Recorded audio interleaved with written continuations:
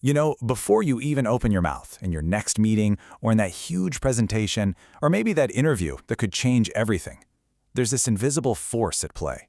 It's a silent architecture that decides if people are going to lean in and hang on your every word or if they're just going to zone out. Today, we're going to tear it down and see how it works. So let's just start with a really honest question. Are people actually listening to you? For real? Or are they just kind of nodding along, waiting for their turn to speak? The answer to that question can pretty much define your whole career. And what's wild is, it has almost nothing to do with how smart you are. See, the thing is, most speakers are totally forgettable. Not because they aren't brilliant, but because nobody ever showed them the blueprint, you know? The specific, learnable skills that build authority. But here's the good news. This architecture, it's not something you're born with. It's a skill. It's a set of plans you can learn. Okay, let's get into it.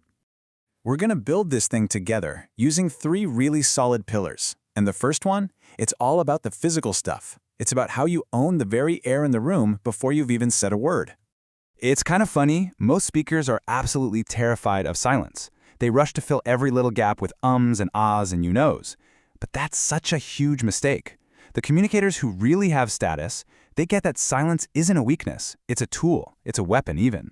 They don't chase the audience, they make the audience wait for them. So here's something you can literally use tomorrow.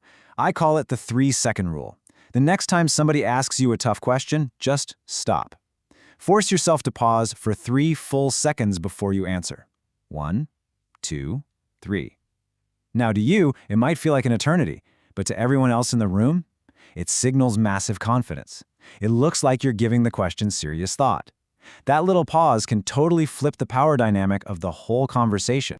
And remember, your body is speaking volumes long before you are. A grounded stance, feet shoulder-width apart, weight even, it signals what you could call physical sovereignty. You're not swaying around nervously, you're planted, you're stable. And your hands, keep them in that safe zone between your waist and your chest, and use open palm gestures. It's a super old primal signal to the brain that says, I have no weapons, you can trust me.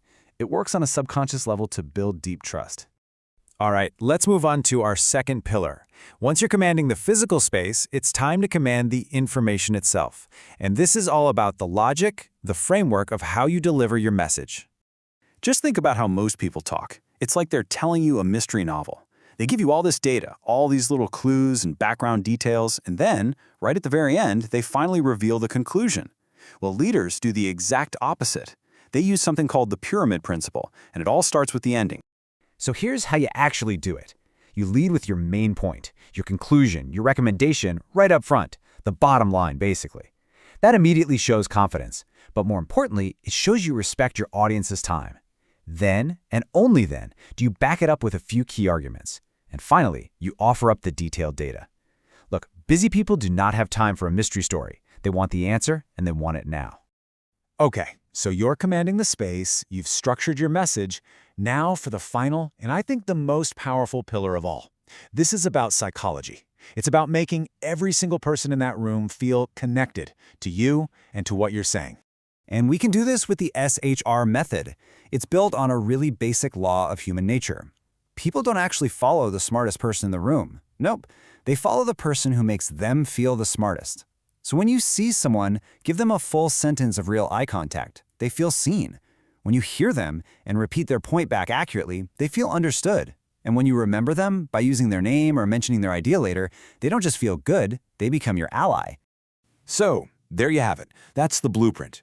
But, you know, the real work starts right now.